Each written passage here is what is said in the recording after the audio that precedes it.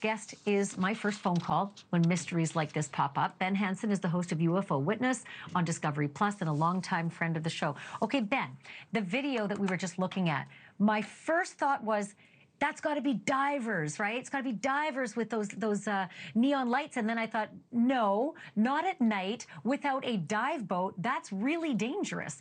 What did you make of it when you saw this? Exactly that. I mean, I'm a master diver. There's nobody around there with a dive boat, with a dive flag, anything like that. I like to dive at night. Some people go lobster diving. It is still possible. This particular one, we haven't had time even to get out there to go check this out in the field. But you start looking at, you know, the number of sightings that people are having in these locations, and you know, putting it all together, it just doesn't make sense that so many people, you know, are unable to, I don't know. The UFO thing has been, you know, always people focusing in the sky, right? And so it's kind of like now that we're shifting to USOs, a lot of people are wondering if this is a new phenomenon or not, and it really is not. You know, it's the submerged objects have been since the beginning. You know, when we started reporting, remember we had these pilots that were seeing them in the water off of Catalina, and air traffic controllers were telling us that pilots were witnessing this glow, sometimes the size of a city. You know, and so here you have this Fort Lauderdale case. It's a lot smaller, but you know, it's really hard to say whether we're looking at a natural phenomena. These definitely not like phosphorus and algae. It's nothing like that, and it definitely doesn't explain how people are seeing the objects come up out of the water and zip out, and these huge like flaps have been going on for decades. And then the ones that dive back into the water and don't even make a splash, which is also, it just gives the, you know, makes the hair on my neck stand on end. Again, I just want to go back to these pictures.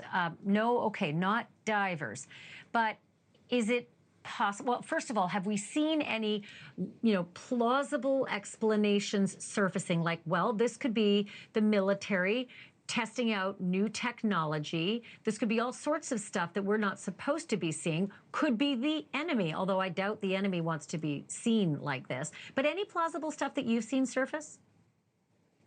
In this particular case, we really haven't had a chance, no pun intended, to dive into it yet.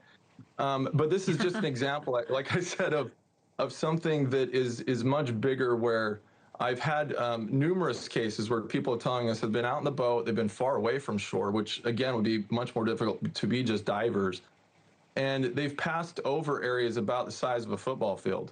And it's like somebody turns on a switch and the whole thing just lights up underneath them, right? And then you mentioned the fact too that some of them, like we have the USS Omaha case caught on thermal camera, where we have this trans-medium travel where they go into the water, don't seem to disturb it, come up out of the water, sometimes in broad daylight, right? So something is traveling back and forth.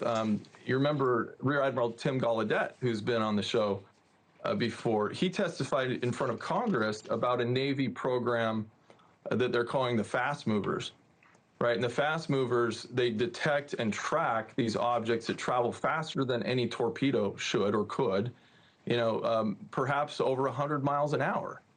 Right, and so you've got the fast ones, you have ones that kind of just linger there, huge, kind of like the size of a city. These guys, I think, were really afraid because they didn't know, should we actually drive over it? What's going to happen if we do? Is it going to take us down, suck us in? Thank you for watching. Subscribe below and download our NewsNation app right now on your phone, and you will get fact-based, unbiased news for all Americans.